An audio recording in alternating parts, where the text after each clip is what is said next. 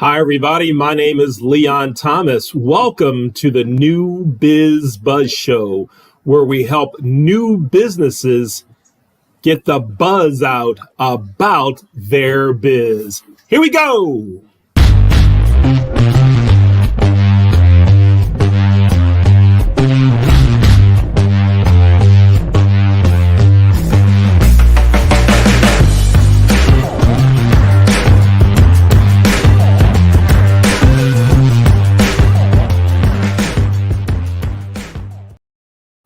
Welcome again to the New Biz Buzz Show. My name is Leon Thomas, where we give new business owners an opportunity to tell everyone about their business and help create buzz about their biz. Welcome to our fifth show right here on New Biz Buzz, produced by Leon Thomas and Associates. We're glad you're here. If you'd like to have your business on New Biz Buzz, send me an email.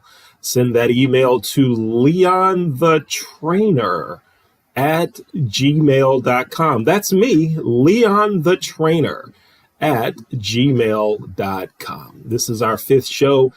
Things are going great. Businesses are able to create buzz about their biz, and we're happy to do so.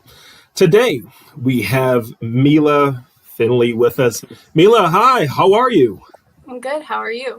Good. I am outstanding. It's great to have you with us. Great to have you here. So you and I met a few weeks ago, and a mutual friend connected us, and they told me that you were a poet and an author.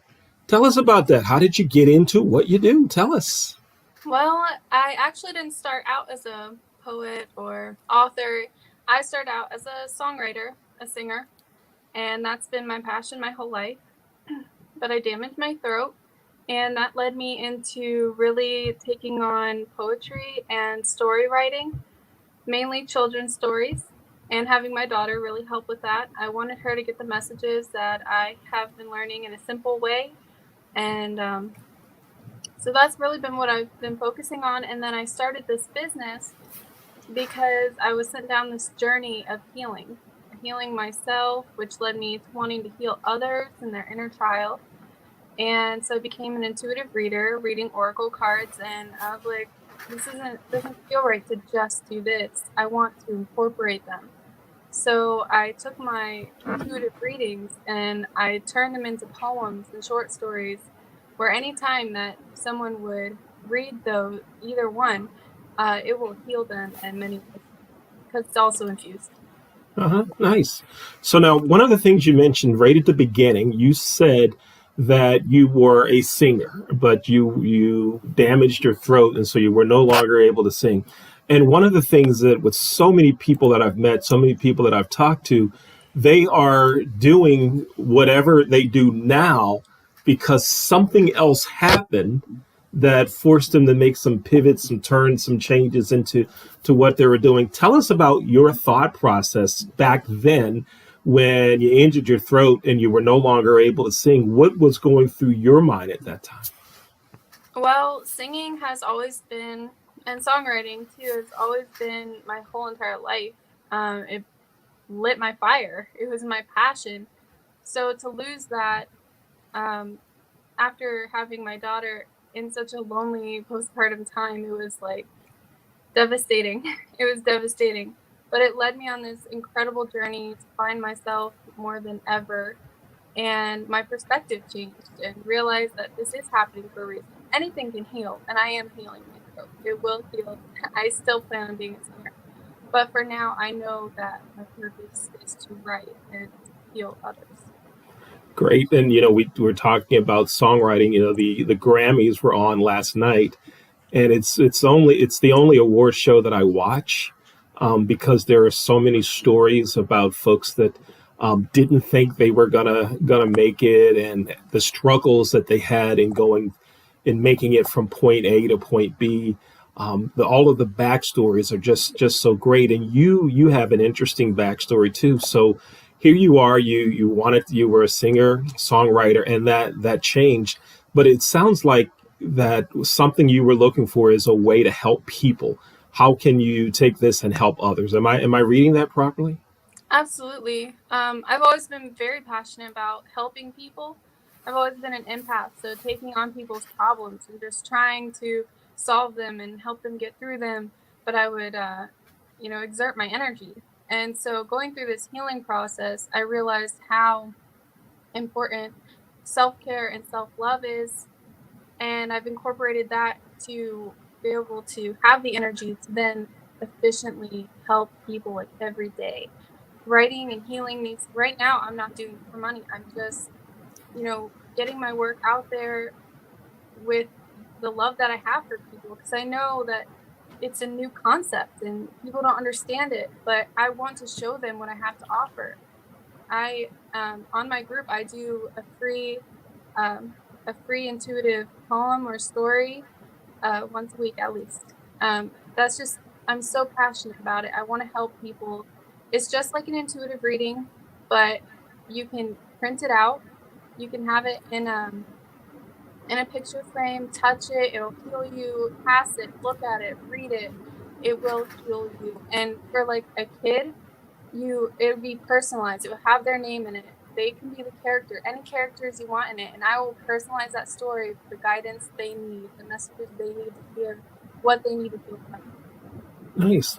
So now tell me about the process. How does it work? You say you are an intuitive reader, right? Did I say that correctly? Mm-hmm. And so if someone wants to work with you to and have you provide healing for them, tell us how that works. Well, for a poem's more simple, and so it's like less money. But for a poem, I just, whatever you need guidance on, I connect with your energy, and I draw 3 oracle cards from 3 different decks that give me different guidance. Um, I take those messages and it's not just what you read, it's what you read in between the lines as well. It's what spirit tells me this person needs to hear this. And I can hear that. I can feel that. So I incorporate that into the poem. And once it's done, I I do a blessing over the poem. Basically, I put these healing frequencies into it. Um, Basically, I put 100% love, truth, and light, and many more healings, but just whatever that they need with the guidance, like self love, self care, whatever they need, I infuse it with that, so that every time they read it or touch it, that's what they feel. That's what their energy feels. Mhm. Now, tell me this: what is there a particular age group that you work with, or an age group that seems more open to what you do? How has that been going in terms of varying ages? Which one works best, or which group has reached out to you more? Right. For the poems, definitely the older group. They understand it better.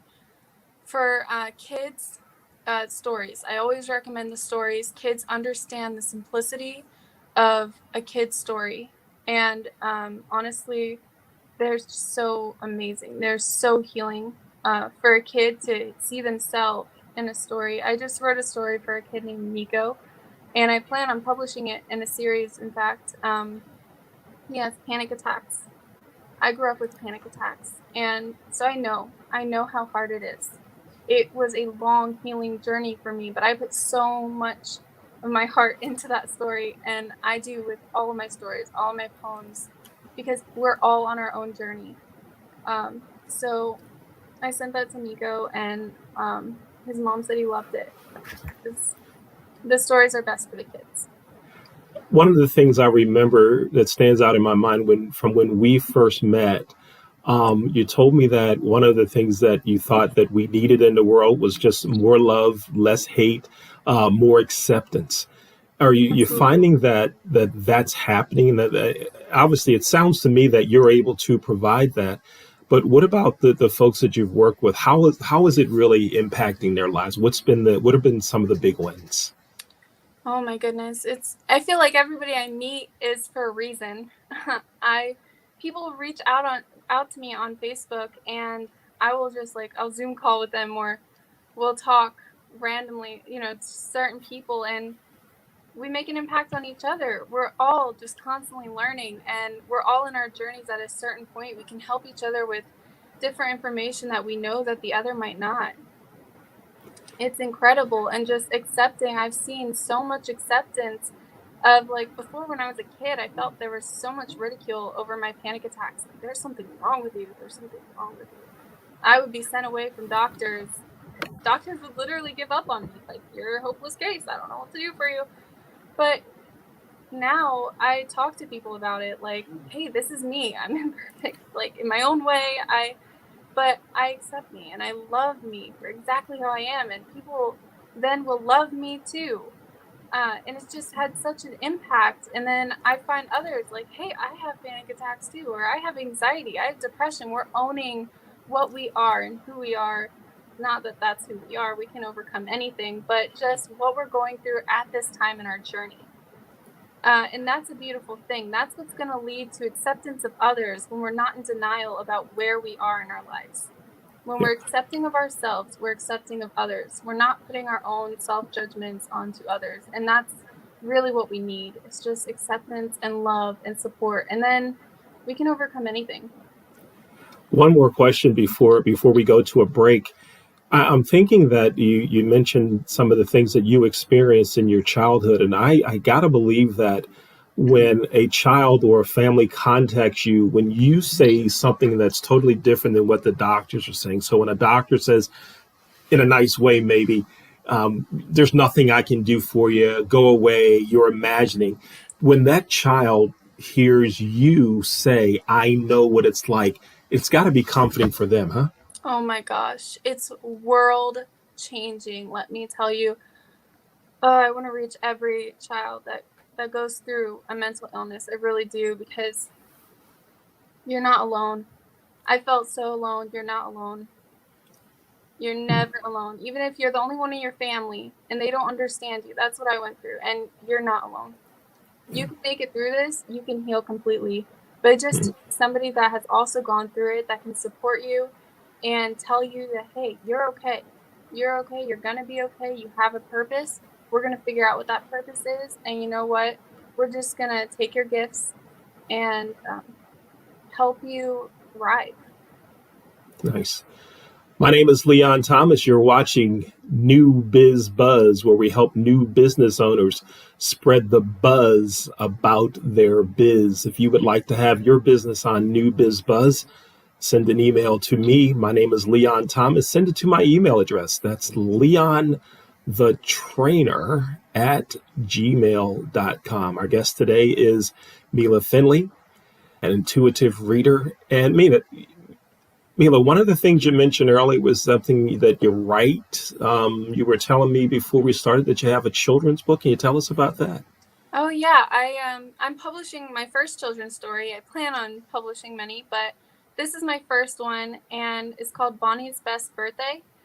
It's about a little girl that goes into her birthday thinking it's gonna be a typical birthday, lots of presents, lots of friends, big meal, you know, typical American, I'd say, birthday party, right? But through her day, it's like she's shown these real life instances of people that are needing that stuff, that don't have the opportunity to have such an abundance, and she chooses to give instead of receive, and sees how impactful that is to her. Through self-realization, she's an inspiration, and that's really what I wanted kids to learn. Nice. That's a really, really great story. And what age group would the story be ideal for? I'd say ages 4 and up. Mm-hmm. I think it can even be impactful for adults. Yeah. Nice. I like it. I like it. Now, tell me this: have you studied your practice? Tell me how did you learn about it, and did you study under anyone? Do you have any mentors? Who are those Oh folks that goodness, helped you along your journey? so many mentors. And I didn't choose. I didn't jump into this energy field like, I want to learn this. I did after starting, but I was like pushed into it because of my panic attacks, because of the misery, because it was just instances of these things coming up that taught me one thing or another, that led me onto my path. And the main thing is, panic attacks have been my hurdle my whole life. It's been the biggest hurdle. And mental illness and just, my childhood, the traumas of my childhood, any trauma, pushed me onto the path that I'm in. So once I became an adult, I really started, I jumped into one course with like Karen Khan. She was a mentor. And then because I met her through my fiance, I met her. And then I took her course and it was amazing. It was about energy. I learned so much. So then through her, I met James Sinclair, which is an incredible person. He's an incredible person. He's my mentor as well. And he has the Grand Self movie, the What If movie. He's just incredible. And so I learned about manifestation through him. I took Natalie Cook's Cultivating Calm for Mothers, and she really taught me about self-love and how to heal my inner child to cultivate calm. And I've been talking to this psychic, Jennifer Donovan, on Facebook. She is incredible. She helps you not only with your business, but if you have a one-on-one session with her, she will heal so many trapped emotions. She can talk directly to spirit. The thing is even us intuitives, like, we need help from each other, and that's the amazing thing. Is there's groups all over where we can just talk and help each other. I'm on this spiritual group as well, where I learn from them, and they also come to me for healing calls, and it's just amazing. We all help each other. That's how it works. It's a cycle. Yeah, that's great. Helping each other, and again, it seems like that's the big theme, and it fits well into the theme of what we do here at New Biz Buzz is businesses that are making a difference, businesses that are helping, that are bringing good to the world, and it sounds like that's exactly what you're doing. Now let's change subjects just for a second. Before we started, I asked you if you had a favorite sport that you followed or a favorite football team or anything, and you told me what? Football. OSU. Football. OSU, Ohio State football. Now, and they were pretty good in basketball this year too. I don't know if you follow that in the NCAA tournaments. Right around the corner. It starts like on Thursday or Friday or something, and I would expect Ohio State to do good in that too. Yeah. So now, when you are thinking about folks that you work with, have there been any individuals or folks from an industry or other than kids that have contacted you? Maybe someone that is an athlete that's struggling because of some mental things that are going on, or maybe other profession, a teacher. Has there been a dynamic that you've seen on some of the clients, that some of the folks that you've worked with? I have a lot of followers on Instagram that are teachers, and I love seeing that. Absolutely love seeing that. We all struggle with mental illness. We Mm-hmm. all struggle with ailments of some sort because we're pushed to grow. When our energy stagnates, that's when life causes havoc. It's to push us into growth. And if it didn't, then life would be tragic. We'd just be stagnant, laying around and not pushing ourselves to grow. So Mm-hmm. it's a beautiful thing, and it's all about perspective. But I would love to help everybody if I could. But anybody that comes to me, you know, I would love to help. I haven't had anybody reach out yet, but Yeah. I'm hoping that people can see what my intentions are and the intentions I infuse these poems and stories with, to see that these really work. They Yeah. really do. And I have to think also that with all of the things that we've all experienced in the last year with COVID-19, not being able to visit family, not being able to visit friends, job loss, the idea of working at home all the time, that probably has had an impact on a lot of folks mentally. Am I right about that? Oh, absolutely. Absolutely. And honestly, do you know how many hormones and the energy you transfer back and forth with somebody when you hug them, when you talk to them? It's so important. It's so, so important. So we're missing out on that. And right now, that's why I think we really need this. We really need the healing from, my poems and stories, from any intuitive, any friend even that's in the healing field, like talk to them, talk about energy, talk about positivity. Don't talk about the negatives, because that's going to bring your energy down. That's going to stagnate your energy. Just talk positively to each other. Talk about love. Love is the most powerful energy in the whole entire world. 100% love is the most amazing thing. We're all Yeah. pure light. Just believe that. Mhm. Now, we're not done yet, but I want to give you a couple of opportunities to do this. If someone wants to get in touch with you, tell us how they do that. Well, I have a Facebook page, The Intuitive Wordsmith. Wordsmith is one word. And then on Instagram, I'm the _intuitive_wordsmith. Okay, go ahead, give it to us one more time so give folks a chance to write it down. Facebook page, The Intuitive Wordsmith, one word. And Instagram, the _intuitive_wordsmith. Okay, so that's great. Now, folks, you know how to get in touch with Mila. It's something that a lot of folks should do, and just like a lot of things, there's, I don't know, I guess I call it a stigma attached to some things, a lot of things that we do. What's been the response to that? How do you overcome that stigma that might be out there? Number one, just folks in sharing their problems with others, but also about how you help. How do you overcome that?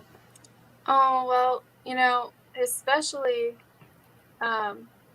just such a large amount of people believe that it wouldn't help. It doesn't heal. They don't understand the energy Hmm. factors. Hmm. There's been studies, that it's all known. It's becoming bigger. Basically, I believe that the people that really need to be healed will be drawn to me. They'll feel that it's right. They'll feel like taking a chance, and we'll take a chance on each other. That's spreading the love. And people Hmm. that don't feel drawn to me, maybe they will in a year or two. It's whenever the time is right for them. I am not about pushing anybody or trying to push my beliefs on anybody, because that won't help them. That won't help me. That won't make me feel good. So I will share what I do. I'll be open and honest and be vulnerable, because it's what you have to do to get bonds with people, Yeah. and allow everyone to come to me, or anybody to come to me whenever they're ready. Yeah. You, before we started the show, you made me look at something different, and that is our producer Jay is from Pittsburgh, and he made a comment about Pittsburgh. He said something like, "You guys say yuns," or whatever it was, and I said, "There you go, tying Pittsburgh to everything." And your instant response was, "Okay, let him enjoy Pittsburgh. What's Just the love big him. deal? Let's just love him." Yeah, yeah, Just love him for loving Pittsburgh. right, If right. it's So Pittsburgh in his eyes, that's all right. that's okay.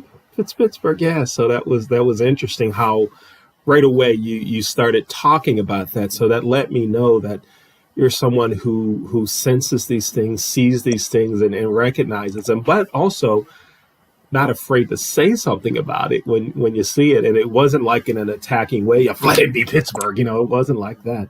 But it was good to kind of send the message there. And if we all let folks just be, we have a better world. What do you think? Absolutely. It's all about loving yourself, because then you'll love everybody else like so naturally. Hmm. And I wonder why folks just don't. Why are folks so hard on themselves? That's what we're taught, honestly. We're taught that habitually. We learn from our parents from ages 0 to 7. It's all subconscious brain. That's why I say start reading these children's books, especially the healing ones, right away, because every kid is taking that in subconsciously. They're learning, even though they can't understand, they're subconsciously taking it in. And it's like when your parents are hating on themselves, you learn that self-hate. You learn when your mom is like, oh my gosh, I'm so fat and I need to lose weight. The kids take that in of like, I have to be skinny to be accepted.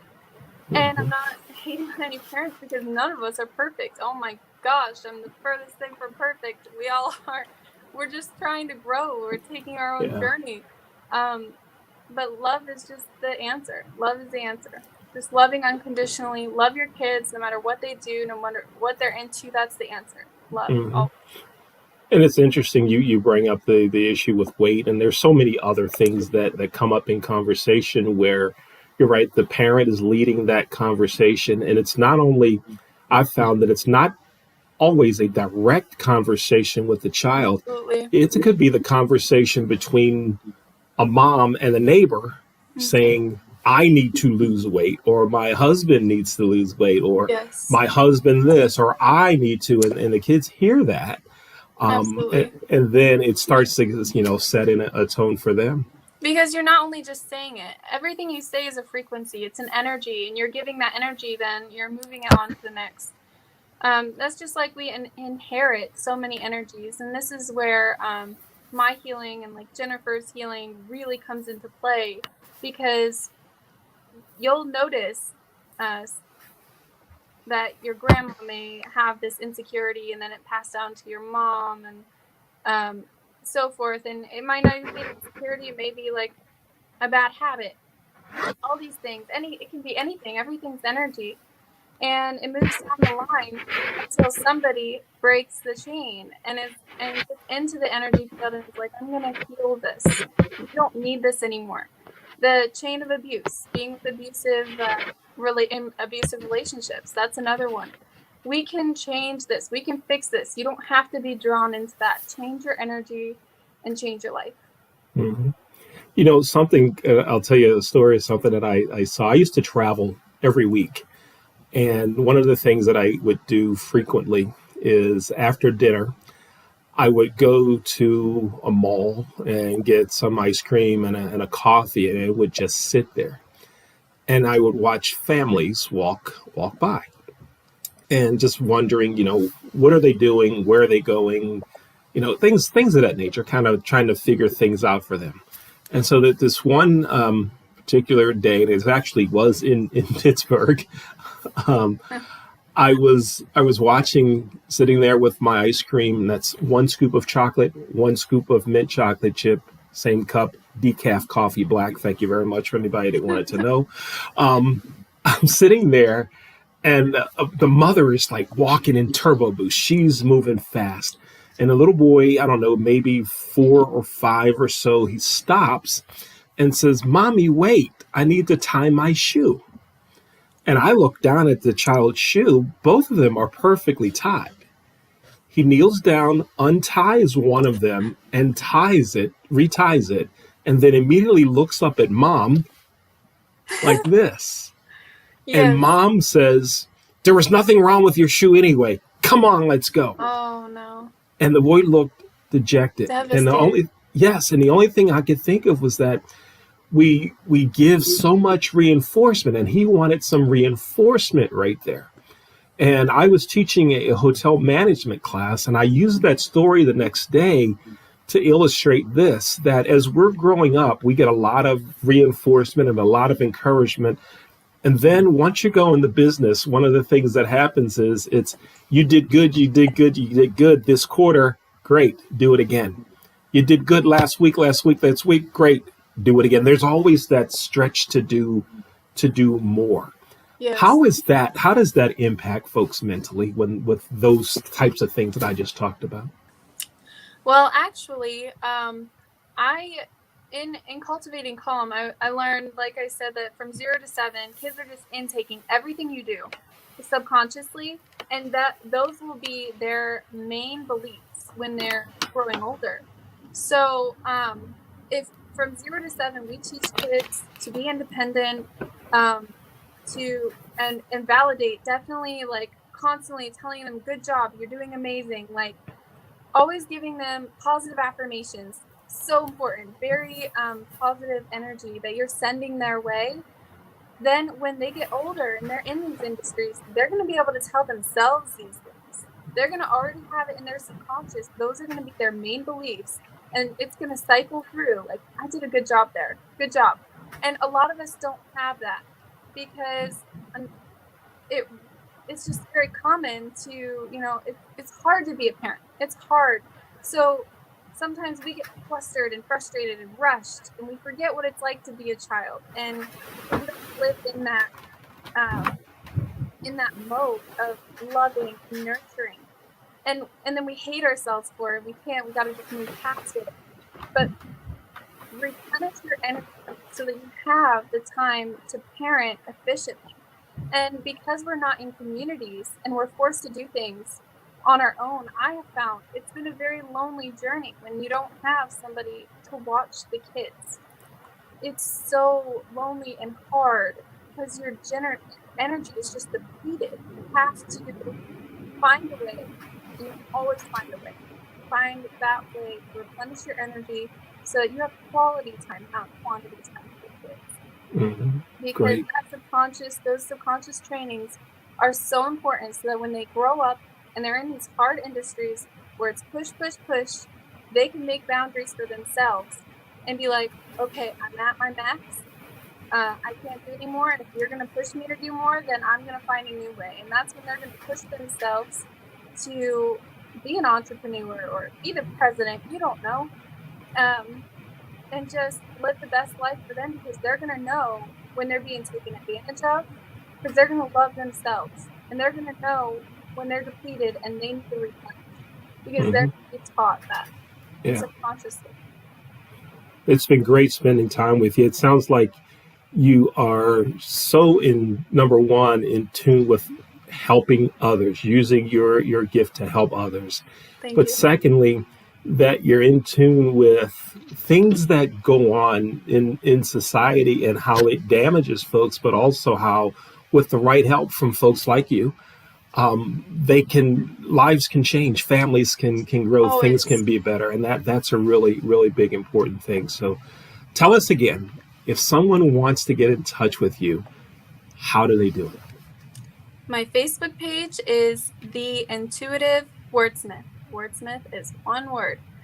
And Instagram, _intuitive_wordsmith. All right, great. Mila, thank you for spending time with us. It's great to have you as a guest on our show, and look forward to maybe in another year or so to have you back on to see how things are going. What do you think? Absolutely. Thank you so much. Thank you for being with us. Don't go away yet, though. Folks, thank you for watching this episode of the New Business Buzz. My name is Leon Thomas. Our guest today has been Mila Finley.